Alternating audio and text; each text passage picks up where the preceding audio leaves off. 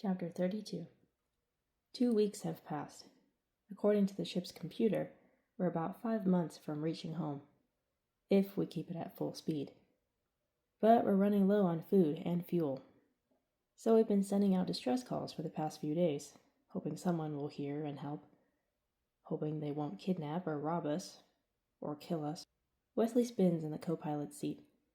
Removing his watch that Farrell gave us, he feeds it to Neon. I guess I don't need this anymore. Neon gobbles it up and then jumps on Wesley's lap. Here, give him mine too. I toss it to Wesley, who tells Neon. Sit? He sits. Spin? The dragon turns in a circle. Play dead. Neon rolls over onto his back and sticks his tongue out. Good boy, Wesley says, feeding him the treat. A beeping sound cuts me off mid-laughter. What is that? I ask. Wes presses a button on the controls. Right? What? We've got a ship headed straight for us.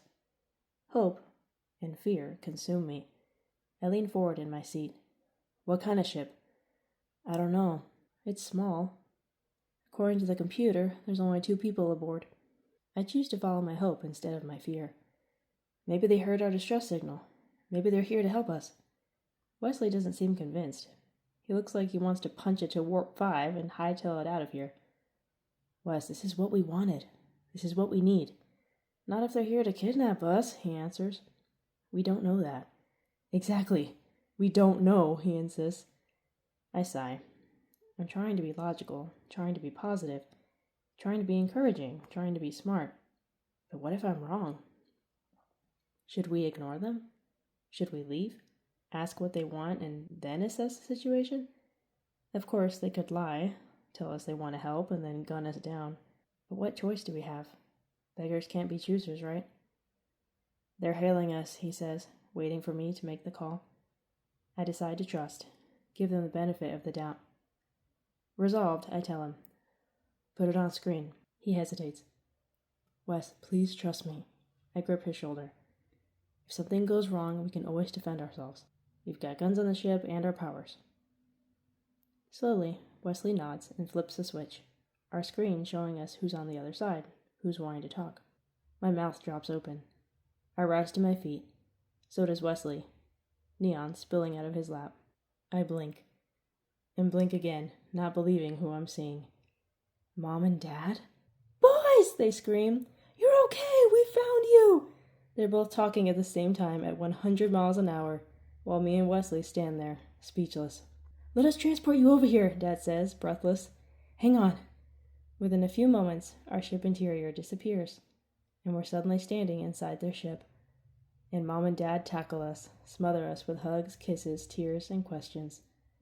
But it's a long while before Wesley or I speak. We just hold on to them, kneeling on the floor, huddled together. We've bled. We've grown. We've changed. We've survived. We're headed home. But with Mom and Dad here with us again, we already are home.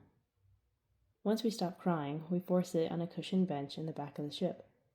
The ship is on autopilot, flying gently and quietly through space, carrying us home. Mom's next to me, holding my hand. Dad has his arm around Wesley. So, I begin. I'm going to ask the question of the day. How did y'all find us? Dad runs a hand through his now thinning, graying hair. Well, your mother and I weren't sure exactly where you were, but we had a good idea who took you and knew what to look for. We left immediately and started searching, asking around. Thankfully, your mother remembered which quadrant Farrell would most likely be in. Mom's bottom lip tremors. When we picked up your distress call, we couldn't believe it.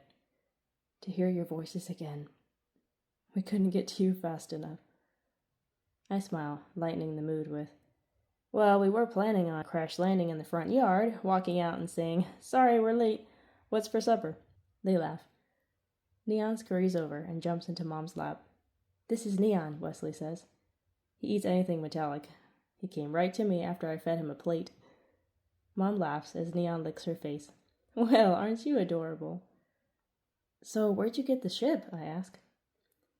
This is my ship, Mom answers. I had it cloaked in our abandoned shed.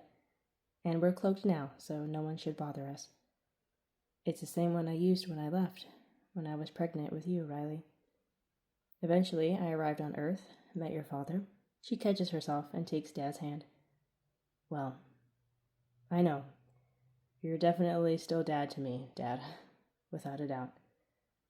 He smiles gratefully, eyes wet. I'm sorry this happened. I can't imagine what you've been through. And I'm so sorry we didn't tell you boys the truth. Mom looks ashamed all over again. I'm so sorry. I should have told you much, much sooner. I was just afraid I would lose you. She touches my cheek. And then I almost lost you anyway. It's okay. I cover her hand with mine. Mom, telling us wouldn't have stopped this from happening.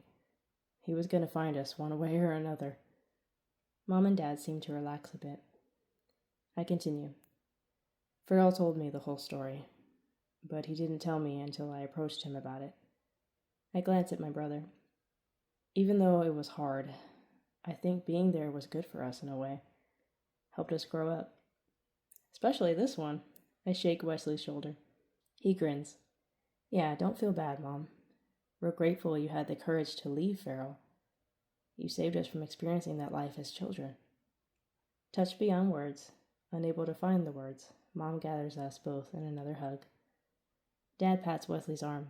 You two have gained some muscle. Look at you. Oh, that's not all we gained, Wesley answers, holding up a glowing hand. We share the whole story, everything that happened over the course of 1 year. The friends we made, the friends we lost, the lessons we learned, the power and knowledge we gained. Mom and Dad listen intently, worry and pride splashing over their faces as we tell them of the fights we lost and won.